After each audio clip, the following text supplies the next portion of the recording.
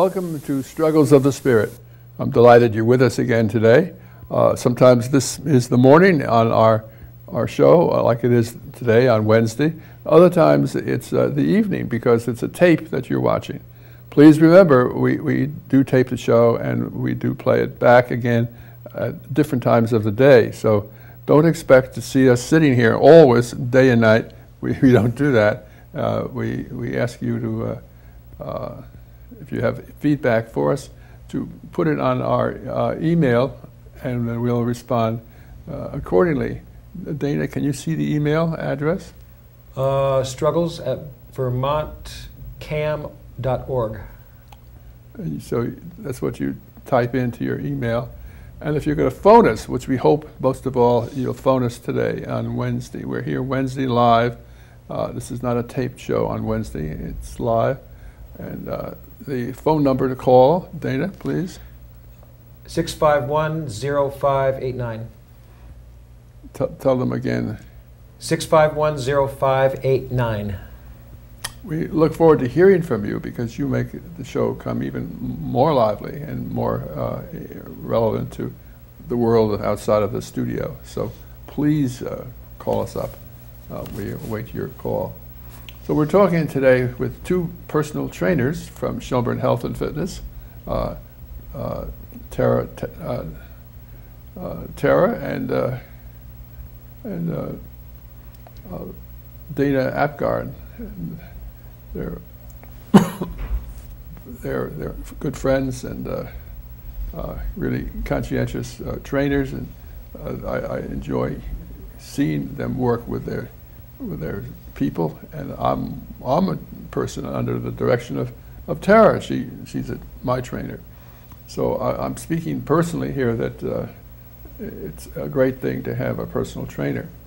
And we're going to talk with them about that kind of thing, but also Dana does other kinds of things besides doing training at the Shelburne Health and Fitness. But he does a variety of things like kickboxing with 80-odd-year-old women, isn't that right? Yeah. That really tickles my fancy. And he has a great imagination, and he uses it well. And so let's begin by one or the other of you talking about how you got into being a personal trainer and what that means. Are you training people for the boxing ring, or is that what it is? I mean, that's what people think about trainers, or football training. I know it's different, but why don't you tell them in your own words what you do? Well, I don't necessarily train people for the boxing ring because that's not really my thing, but I certainly train triathletes and people that want to do marathons and bodybuilding shows and whatnot. And as far as the kickboxing goes, we probably shouldn't call it kickboxing because it kind of conjures up the wrong idea. All my classes are fit for anyone. I think the youngest that comes to the kickboxing class is 6 years old, and the oldest is almost 80. So it's more like a group fitness class, you know. It's more like a dance class, loud music, and they get to use the punching bags and the kicking bags and whatnot. And it's really designed to be fun. It's not really designed to train somebody to become a competitive kickboxer. Both Dana and Tara don't make you work. I mean, you exert yourself for sure, but it's not a working thing. Well, we try to push people to their personal maximums, you know. Oh, yeah. And that's what you want to do, because, you know, your body is a extremely adaptive biomechanical machine. And you see a lot of people that go into the health clubs and they go through the little circuits that are set up, and they're, you know, la-di-da-di-da. They're not really pushing themselves that hard, and they think they're doing a good job because they're going through the motions. But, you know, the human body responds to stimulus that is challenging. And as trainers, we have to know where the line is, you know. We don't really have any incidents of people being hurt because we're really careful and we really watch people all the time. And you know, some of my clients, you have to keep an eye on them every second. Now, why don't you both say about how are you different than physical therapists? Physical therapists have college degrees as far as diagnostic skills, as far as injury and whatnot, and they do rehabilitation, post-surgical rehabilitation or rehabilitation short of surgery. I get a lot of people that have gone through physical therapy, and a lot of times their health insurance runs out, so they need continuing training. I want to add here a personal touch that you can get an income tax deduction for working with you guys. I get it. You need your physician to write a note explaining how that's necessary, and the cost of the health club is not tax deductible, but your cost is to work with you. So I don't know if you knew that. But I've got a number of clients that have my services paid for by insurance. It wasn't quite that easy to do, though. They have to pretty much sit down and get on the phone and be willing to not accept no for an answer. But yeah. Yeah, well, it always helps if you can get something deducted from your income tax. Sure. Yeah, it doesn't hurt to ask. So I'm very curious to hear what the public is going to say. I hope you people will phone in now to these two individuals about their work and what they do and what kind of things they might can conjure up to help the viewer with their own body, their own spirit. This is Struggles of the Spirit. My program's titled. You want to talk a little bit about how the body affects the spirit and the spirit affects the body? Either of you? Well, your mind controls your body on every level, and your mental well-being is responsible for the physical health of the body, for sure. Why don't you tell everybody how you met Lee and how he's doing in the club now that we got him on the spot? Whatever you want to do. Well, I've been working with Lee for almost 2 years. I think Maybe so. It has been 2 years. Yeah. And speaking of physical therapists, I think that one of the reasons you came to me initially was that you had been seeing a physical therapist for various issues and needed to, that time with the therapist was over, at least for a while, and you needed some guidance in carrying out your exercises that your physical therapist wanted you to do. And that is, I do that with quite a few people because a lot of times those exercises are pretty complicated. There are a lot of little details to them, and the therapist will write stuff down, but if you're going to do it on a regular basis, you need to do it, you need repetition so you remember all the finer points, and a lot of people find it easier if somebody's watching and guiding them. Well, you're very astute. I mean, you'll notice, you'll say, Lee, you always are leading with your left foot. Well. You see, or your right foot, and the physical therapist doesn't necessarily tell you about that kind of thing. But Tara's watching you, and Dana is watching you, and they come up with very astute things. Well, usually your physical therapist treatment is limited by your insurance. Right. And also, I mean, it's a finite period of time that you're going to spend with your physical therapist, and then after that, there's a lot of things that you can do to continue what you worked on with your physical therapist, and also take things further and to a more day-to-day, habitual practice, so you can avoid further injury or further need for more therapy. Just keeping your body strong once you've recovered from an injury or surgery, staying strong can help you avoid further problems. So that's what we do. Plus, physical therapy exercises are not exactly all that exciting. Yeah, it's pretty boring. It's easy just to blow them off, you know. Why do you say that? Or what do you offer that is not well?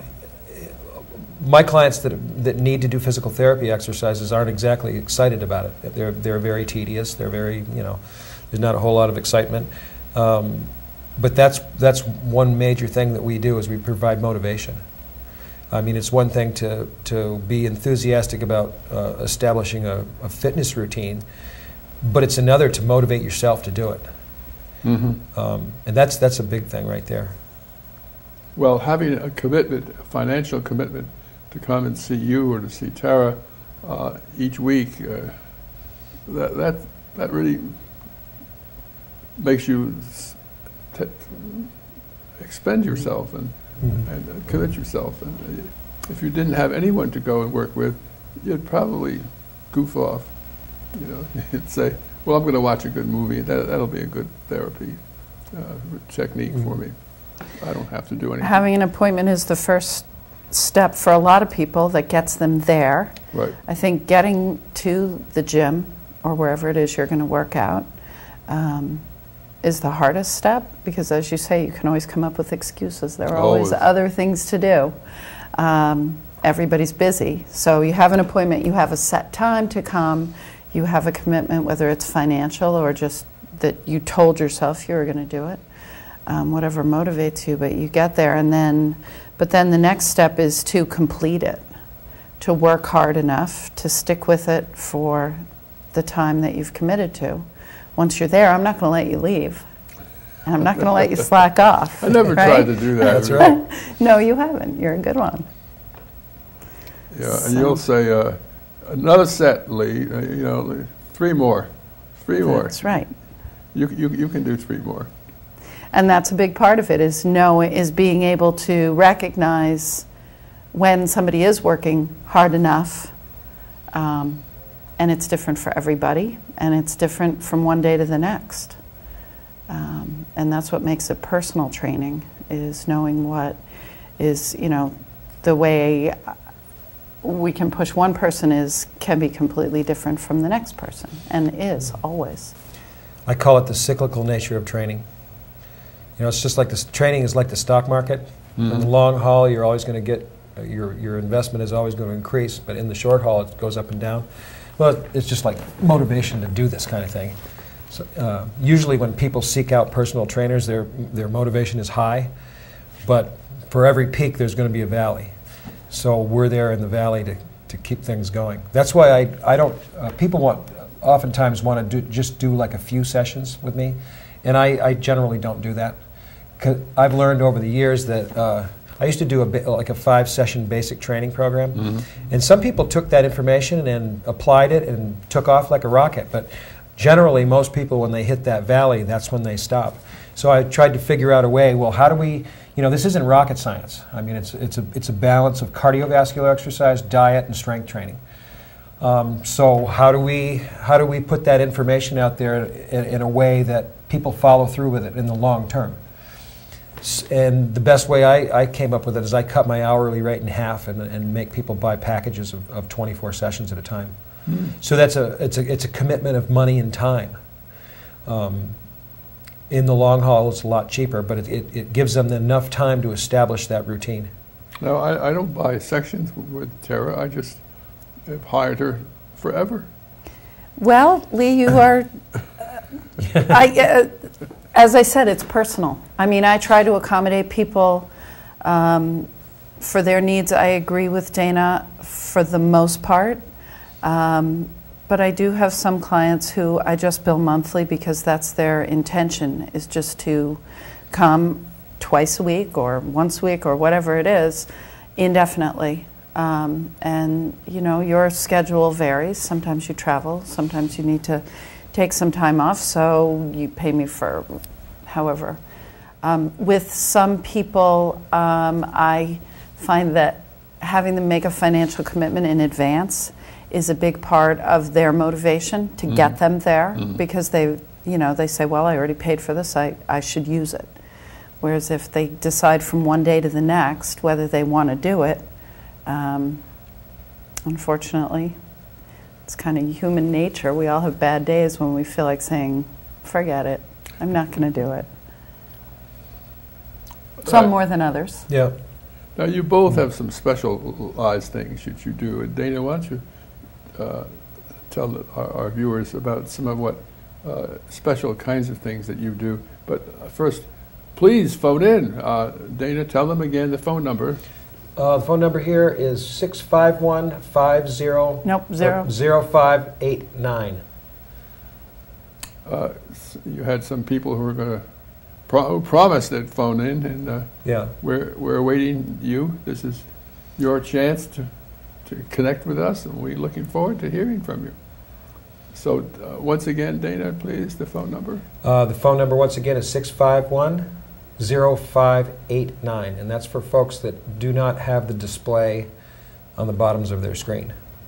Yeah, that's where many screens have our studio phone number there, and also our email address there. But the modern, up-to-date TVs, the large models, versions, don't have that capability. So tell us about some of your special work. Well, aside from the ordinary average person that's coming in to establish a fitness routine or lose weight or whatever, I work as a bodybuilding coach sometimes. I train female bodybuilders for spring shows. There's always the summer triathletes. And what does that mean, female bodybuilders for spring shows? Well, in this area there are bodybuilding shows in the spring, and a lot of the athletes train during the winter. Basically, it's being able to diet down so that you have a higher ratio of muscle mass over body fat. Connect us, Bill. We have a phone call. The people heard us and responding. I appreciate that very much. Please start talking to us. Hello, Bill? Hello? Do you have to be a member of the club to use your services, or do you guys go from club to club? We primarily stay at Shelburne Health and Fitness, which is down on Route 7 next to Rice Lumber, but I have a number of clients that I see at home, people that just don't have the wherewithal to leave, whether they've been in accidents and are in wheelchairs or whatnot. And then some people prefer to be at home. Actually, some of my clients have gyms in their homes that are bigger than our club. So mostly the answer to your question is we try to stay at a home base as much as possible. I don't know, do you see people outside? I don't have any clients right now outside of the club. I guess I would handle that on a case-by-case basis. But also, as far as being a member, you don't have to be a member of the club. We do offer punch passes for training and stuff. I mean, it's still, you are paying to come and use the facilities at the club. But it's a nice place to train. We've got a lot of equipment. The facilities are very clean. Everything's state-of-the-art. So unless there's some reason, as Dana said, that you really can't get there, which we're willing to consider. Does that answer the question? Yeah, that's great. Thank you. Any other questions you want to offer or comment? I guess we're all set. I guess. We were talking about various special services, various the bodybuilding. Yeah, the bodybuilding shows are fun. It's not for everybody, and a lot of what we do is, we try to get our clients to maintain a higher ratio of muscle mass over body fat. We're getting. I get a lot of seniors, a lot of folks that are over 80, and those folks are pretty amazing. I didn't really think I would enjoy working with that population, but I really do, actually. A lot of people in that age group think that, well, maybe it's too late, and why when you're bother? 80, you need just a wheelchair. Well, that's not true. Or a walker. I've got a number of people over 80, a couple over 90. In fact, one who's been on this show, Ed Emeritus. He'll be 89 this year, and I almost could charge admission to have people come watch him work out, because he's like Superman. Really, there's nothing physically unique about him, but what is unique is it's important to him to stay fit. And I've trained with him for almost 10 years now. And he comes in twice a week religiously, and he does the cardio, and he does the food part, and he does the strength training part. And at 89 years old, he's able to travel the world. In fact, he was on your show talking about his world travels. Yes. a number of times, I think. He just got back from Hawaii. He's been gone to Hawaii and California for about a month, and then he's back now. And I've been told he's keeping up with the push-ups and whatnot while he's been on the road. Also, we're going to celebrate our second year anniversary at the club. And we did already. We did? It was Thanksgiving. Oh, Thanksgiving. So we've been there a little over 2 years. We've kind of been looking at our floor space and trying to make the most out of it. And we've determined that we have a large square footage that is not being used. I've got a lot of clients with spinal injuries, brain injuries, multiple sclerosis, those types of things that have really benefited in the last 5 or 6 years through long-term tedious training. So what we're going to do is we're going to see if we can turn part of that club into a long-term training center for those folks, people whose insurance may have run out or whatnot. We're pretty excited about that. We're trying to get a joint research venture going with UVM. Hopefully that'll come to fruition shortly, maybe a month or two. Wow. But that's going to be a really good resource, especially for folks that might not necessarily be able to afford personal training on a long-term basis. We were talking about scholarships, that kind of thing. So that's one of the more exciting things that we've got going. And we're always looking for new ideas, too. We've got a ballroom dancing class that's starting, which I actually would like to learn how to do that. I'll do that with you. Well, that would be fun. It's the time. That's right. Also, we've got a brand new state-of-the-art Pilates facility at the club. That's taken off really well, too. We have a lot of fun doing that. We've got, and the Pilates is also, the instructors vary greatly from one to the next. My classes are a little bit more boisterous than maybe somebody else's, but we also cater to people that, especially in the yoga practice. Tara and I are both Ashtanga yoga instructors, and that's really popular at the club.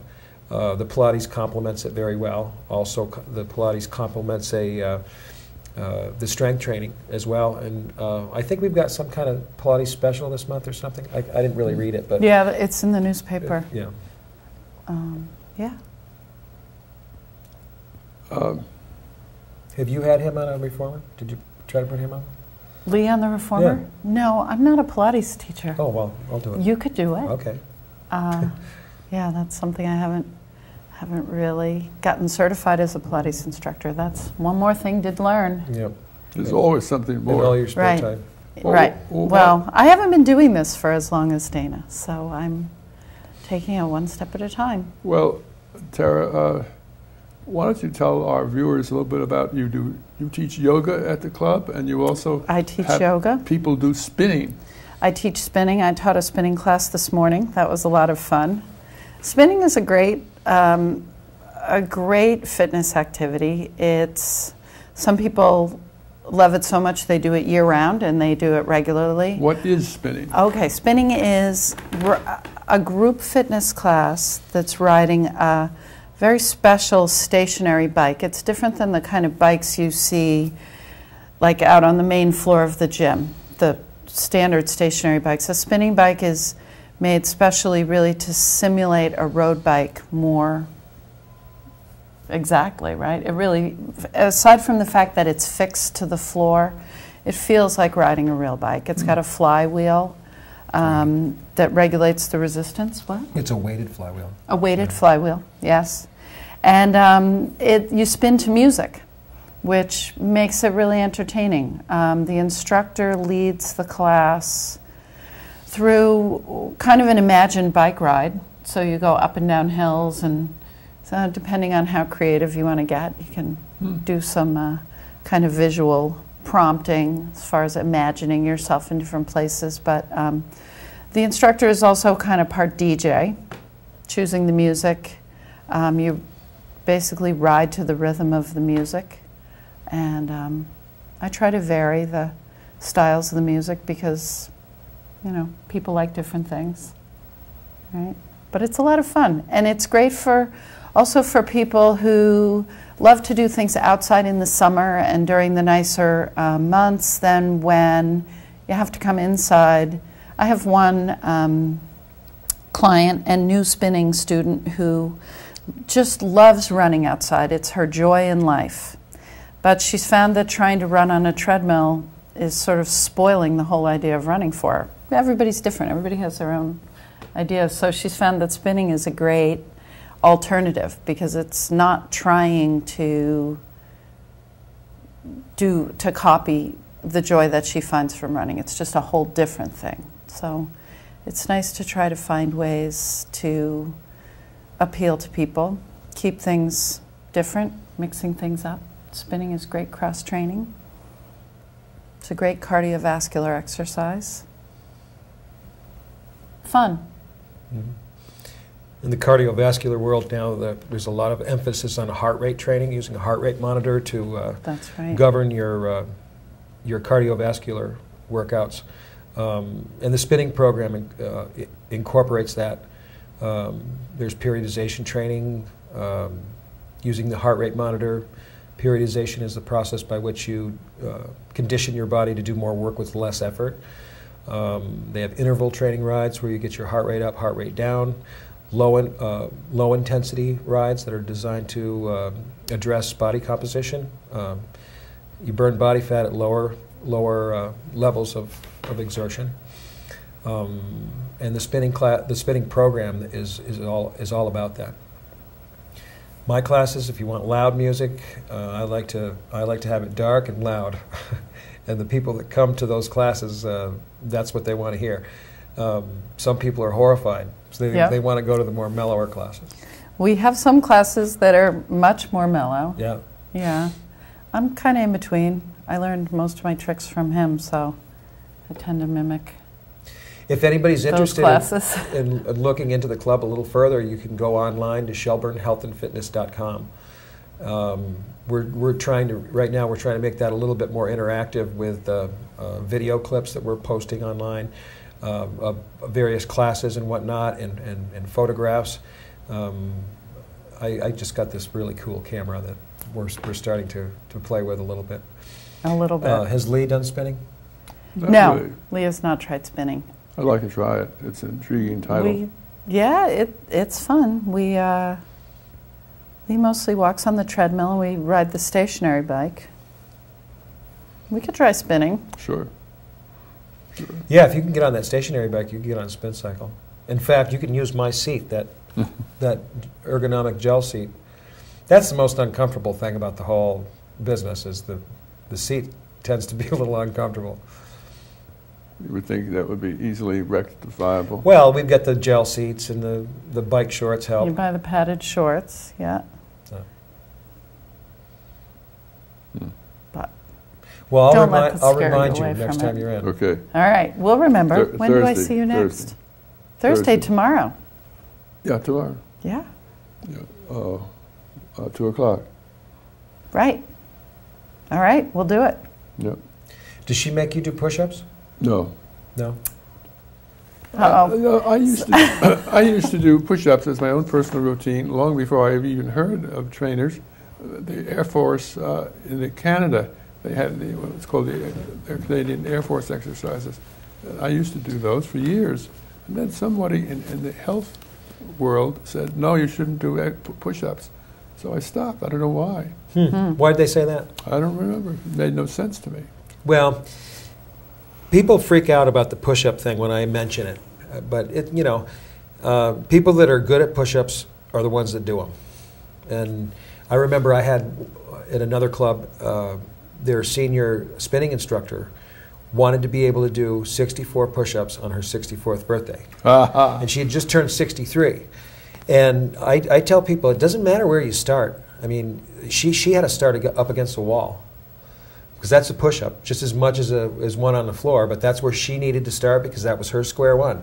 And then she was going to move from her square one to her square two, doesn't matter what it is. And eventually she made it down onto the floor on her knees, and then eventually she did them on her toes. And on her 64th birthday, she did 103. And she's not a super athlete, but that was something she wanted to work on. And again, a lot of people think, well, if I can't do a push-up, then that means I'm really, out of shape or whatever. Oh, yeah, and it really doesn't matter. I mean, she started doing them against the wall. Some people have to start doing them against the wall. That's the nice thing about our club too, is we have such a diverse clientele that people do feel comfortable there. It's not the kind of place that you're going to see the the giant weightlifters or the fashion statements and whatnot. It's a very comfortable club that incorporates all ages and all abilities. Both sexes. Absolutely. It makes you feel younger to see people, all ages and both sexes exercising around you. Yeah. It's it's like I come up to people and say, I want you to come to my kickboxing class. And they're like horrified. They go, are you kidding me? I can't kickbox. I go, yes, you can. We got to figure out a different name for it. But once they do it, it's like they're hooked. But it startles them that they Oh, yeah. kickboxing. Yeah. People have a different idea of what it is, but really, you do see people of all ages, kids to seniors. I had a good friend from Thailand. He grew up in Bangkok, and he enjoyed kickboxing, and knew a lot about it before I ever met you guys. I don't know where he learned, but he did. I guess it's a real professional sport. Well, yeah. There are some kickboxing that you'll see on television is competitive and professional, and that's not what we're talking about. This is just for fun. Nobody gets hurt. So. Most of the time. Most of the time. If anybody gets hurt, it's me. It's him. Well, you encourage people to I do, yeah. aim at you. We've got the mitts, the bags, and whatnot, and every now and then somebody misses. But whatever, it's occupational hazard. Well, maybe both of you want to address I've known a lot of older people, particularly working at the medical center. 24 years I was at the Fletcher Allen as chaplain, and that's why I wear my chaplain's costume. These are my work clothes. And I met a lot of older people who were afraid of the winter. They're afraid they're going to break a hip, and they were afraid that they were going to slip, and they also were afraid of downtown Burlington. They didn't like the people they saw on downtown Burlington. And I'm a former New York City person, and I love the people downtown Burlington. And I like sitting at Halverson's for lunch, and right by the window, and I can look outside and see the people who are walking the streets there and talking with them later. And anyway, well, if both of you want to address that about older people slipping and sliding and hurting themselves in the winter. Well, it does happen. You have to be careful, but there are certainly things you can do to decrease your risk. And as you know, you can improve your balance by practicing. It doesn't matter how old you are. Everybody improves their balance with practice. You see it very clearly in yoga classes. But also we work pretty regularly on balance. Also, walking, improving your gait, challenging you with obstacles and reaction. But when you work out regularly, you train to become stronger and to improve your balance so that you can use it in functional situations. Your balance isn't challenged very much on the treadmill because it's a very even surface, right? But when you walk outside, it's an uneven surface, it can be slippery. Even on Church Street, it goes up and down. So you improve your reactions and your ability to deal with unpredictable conditions and surfaces. Also, just staying strong decreases your chances of injury if you do fall, right? Yeah.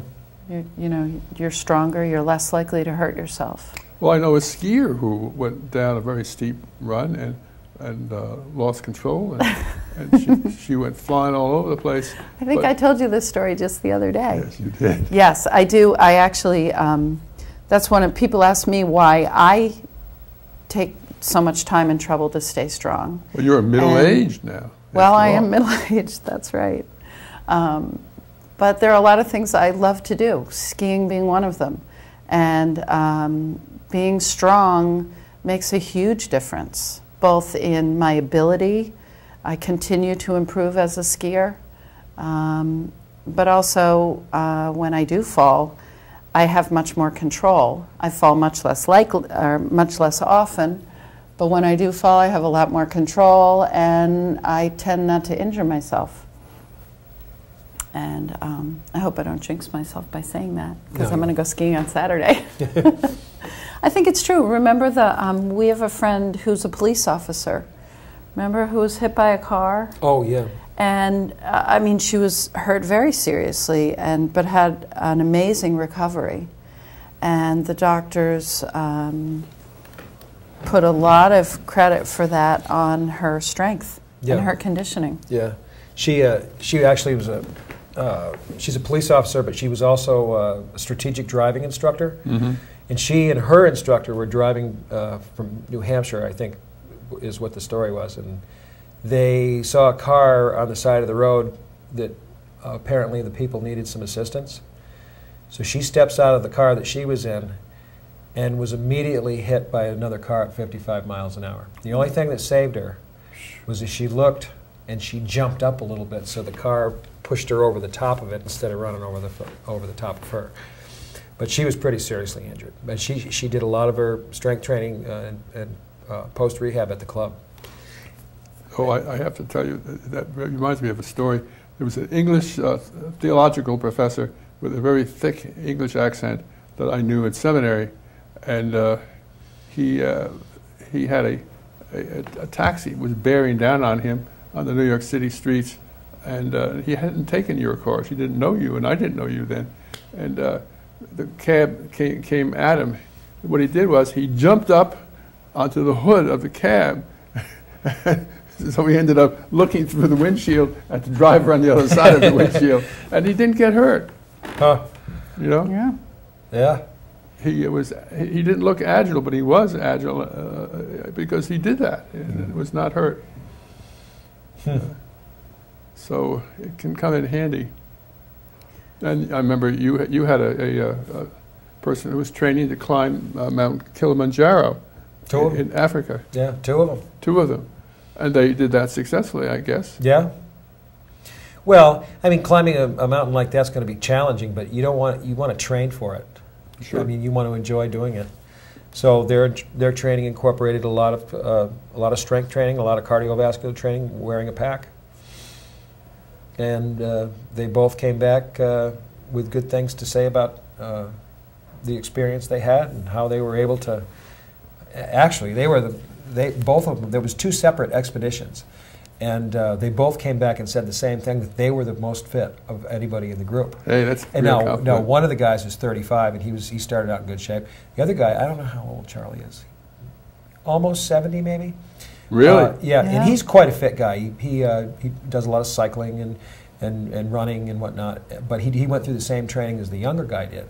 But they put the effort in, and they had a good time for it. In fact, most of the people that train with me, when they go off on various things, I've got people that do bird watching all over the world, or various like expeditions such as the Kilimanjaro trip. They all come back to say the same thing. Well, you know what? I kept finding myself having to wait for the rest of the group. Right. And I say I'm not surprised. You put the effort in. Well, let me throw into the mix another concern. When my granddaughter was born, I guess maybe at the age of 2, she weighed a good bit, and my daughter was big on carrying her in downtown Burlington. She wanted her to see the Christmas tree lights and the stores, and so she would carry her around like the whole morning sightseeing with her little girl, and I'm being the grandfather, I would go with her sometimes, and boy, it's heavy to carry a 2-year-old child in your arms. Mm-hmm. Yeah, it is. And it's not easy. And that will be another another task in training to get ready to carry your baby in your arms and be comfortable. Yeah, that's another special group of people we have is That's right. women. A number of my clients at any time of the year are pregnant, and it's almost happens almost every single time at some point where I'll be on the floor working with someone, and somebody else will come up and say, "You know, I wish I'd done that when I was pregnant." Yeah. Yeah. I mean, it's the lower back issue as they start to get along. Oh, yeah. It's after they have their baby, it's the carrying. All of that stuff. If you train for it, you're going to have a much better time of it. They also, research has shown that it makes labor and delivery generally easier. Shorter, easier, and your recovery time is faster. That's great. Yeah. I worked in the Department of Obstetrics and Gynecology at the hospital for 10 years, 12 years. We did some research with female athletes, mostly marathon runners, long-distance runners who ran through their pregnancy and in general found no significant ill effects. A lot of people back then, this was a long time ago, 15 years ago maybe, a lot of people would say that that would be harmful to the baby or harmful to the mother. We were not able to prove that. In general, we found the babies to be smaller, but not significantly smaller. And the labors, deliveries, and recoveries were all better, easier. So it seems like it's better to be strong and fit for every stage of your life. That's right. And it's never too late. I've got one client who was in the 20s, he was making his way through college as a courier. Mm-hmm. So he would take small packages and run from place to place. I can't remember what city it was. It was a big city. And you know, back then nobody did that as a means of staying fit, but he did that as a job. Well, he did that all through college, and then he got out of college and into the 30s and 40s and was drinking and smoking just like everybody else at that time. When he got into his 80s, he developed some health problems, and his doctor says, well, you're going to have to cut this out, cut that out, and you're going to have to get into a fitness regime. Because of the fact that your body is an extremely adaptable biomechanical machine, it's almost like a program, like a computer, he was able to, in a relatively short period of time, pick the running back up. The memory was there. So, you know, if you were probably nowadays, people's first experience with athletics is probably in high school. So if you've been out of high school for 10 or 20 or 30 years and haven't done much of anything since then, the research is there to indicate that you can pick it right back up.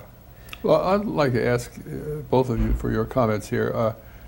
I discovered that I'm something of an athlete, but I never thought of myself that way, and I had to get older in life before I began to think of myself that way. Because at school, I thought of the athlete as the guy or the gal who has the big letter on their sweatshirt, you know, their school, and they're a real pro with basketball or football or or lacrosse or whatever, and excelling at team sports. And if you're not an expert at a team sport, you're not athletic. And that's false. Well, that's a very good point, and I have a response to that. It depends on what your definition of being an athlete is. Now, you take people that have the letter jackets and whatnot. They're participating in a team sport, and if they're successful in that team sport, and they're recognized as being successful in that team sport, that means they're probably coordinated. They're probably strong. They probably have a very strong cardiovascular system, and they probably train for it. I have a number of people. One person in particular, she's in her early 90s, and she's never done any type of athletics or anything. Never had the opportunity or the interest, but she's very much an athlete. She's very self-aware. I don't have to explain things to her very in detail. She can pick right up on it. She is strong. She's got a very strong cardiovascular system, and had she been exposed to the sport, the team sport type of thing, in her younger years, she probably would have been really good at it. So she's as much of an athlete as like somebody that's playing on a team. I would think. I don't think it's the activity that you participate in that determines whether you're an athlete or not. It's your genetic composition, number one, or your propensity to train for what you want to accomplish. The team sport motif discourages a lot of people from being athletic. Yeah. It did me. I had to discover I was athletic because I never went in for team sports, except as a kid growing up in our neighborhood. We had our own unofficial teams that neighborhood kids would get together, get off the school bus, and we'd play football, do high jumps together or broad jumps, and we'd do things like that. But that was our doing it. There was no club, there was no parent supervising. We just did it. Yeah. Well, certainly kids are encouraged now more than ever to participate in sports. As a girl, I'm almost 50 years old, and when I was in school as a young girl, I was never encouraged to be on a team. There were a couple things that girls did, excuse me, not very much, but there are a lot of things you can do on your own also. If you're not into being on a big team, but you still want to be competitive, you can play tennis or run or ride horses, things like that, but a lot of things outside of team sports, just individual things, hiking, skiing, tennis, running, biking, there's no limit. And you can start at any age. I did. I didn't start till I was like 30, almost. Yeah. I also encourage people that have started to have already established their fitness routine to be thinking about maybe they want to acquire a sport. And it might not be something that's like a team sport or something, but if you're keeping your eyes open. For example, I had one of our yogis discover indoor climbing at Petroglyphs, and it was something that she would never have thought of had she not been looking for it, had I not suggested that she look for something. And she treats it as yoga on the wall, loves it, and now she trains for that specifically. So instead of just coming to the gym just to maintain a basic fitness regimen, she's training for something. Who belays her? I don't know. That would be my concern. Yeah, I think they make you go in pairs. Yeah, you have a partner. Yeah, but it could be anything. These two gentlemen that I told you about, the climbers. I mean, one guy is taken this to the next step. He's organized a climb for breast cancer research, and I can't remember where it was. Mount Rainier. And then he's going to go to South America, I think, and climb a peak there too. They have some pretty big ones down there. Yeah, yeah. But that was something he was looking for rather than just training for training. He wanted to train for something, and that makes it more fun. That makes you've got sort of like an end to the road. A goal. Yeah. We've had a couple of women train for triathlons just for fun. Yeah. Remember? Yeah. I had a team one time. These ladies started at our old club, never having done anything before. They were all in their late 40s, early 50s. And they all learned how to lift together and spin together and learn how to eat and all this and that. And they decided that one summer they wanted to train for a triathlon. And I said, sure, you could do that. That'd be great. So one of them did the biking, one of them did the running, one of them did the swimming. And so they got their act, as it were, together. And I said, well, you got to come up with a name for your team. And they had heard me use the term VO2 max junkies. And they wanted to call themselves that. And I said, wait, that's too common a term. You got to think of something else. So they came back the next day and they said, we want to call ourselves, let me back up a bit. VO2 max is the condition where your blood is holding as much oxygen as it's going to hold. And sometimes you get a nauseous feeling. If you push yourself too hard, you feel like you're going to throw up. So they come back anyway and they say they want to call themselves Team Vomit. And I go, well, what's that stand for? And they said, VO2 max insatiable trio.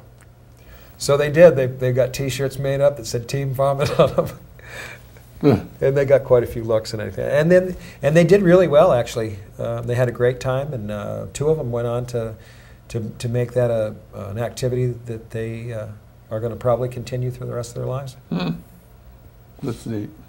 That's neat. Do you and Tara compare notes as trainers about what you're doing and how people resist or latch on and join you? Yeah. Yeah, we work together. That's neat. It's more fun to work together. I would think so. Yeah. We have a lot of fun. That's why I'm always teasing you from across the room when you're in the gym. That's right. You often say you have the most fun when Dana's there, right? That's true. That's true. Yeah, well, my wife and I were saying the other day that people get too serious in life. They need to have more humor, more laughter, more fun. And that gets a lot of people through the training sessions, too. Part of it is entertainment, just having somebody fun to work with. Mm-hmm. Mm-hmm. Yeah. And it can be a friend. It doesn't have to be a trainer. Sometimes just 2 people working together makes it more fun. I'm thinking about fun, and it brings to mind when I was a boy, I was very good at jacks. Yep. And jacks, you have to have quick hands, quick eyes, and jacks are sort of a lost art these days. But I think for children as well as adults. We could have jacks there. We have a little golf game, the putter. Yeah. We don't really have a table for jacks, but no. You'd have to show me how that works. You don't know how to do jacks? It's been a long time, I have to say. I think Willie, my son, might have some. I don't know. Well, having large hands is an advantage because you're trying to scoop up as many jacks as you possibly can as the ball bounces. And you might be challenged. Why? You and your big fingers. Oh. Remember? Yeah. Yeah. I have a hard time picking a quarter up off of the table. I know. I remember the time you spilled the toothpicks. Oh. Between the fingernails. Yeah. No, jacks, you bounce the ball, and between when you drop the ball and it bounces back, you have to scoop up the jacks and then catch the ball, right? Yeah. Isn't that it? Yeah, we used to play it in grammar school, I remember. Yeah. And it was boys as well as girls. Now everybody plays Guitar Hero instead. Yeah, we learned how to play that the other day. What is that? We did. That's fun. Tell them what it is. It's a video game. It's the new big thing with, well, kids, but I guess adults too enjoy it. It's a video game where the controller is a guitar.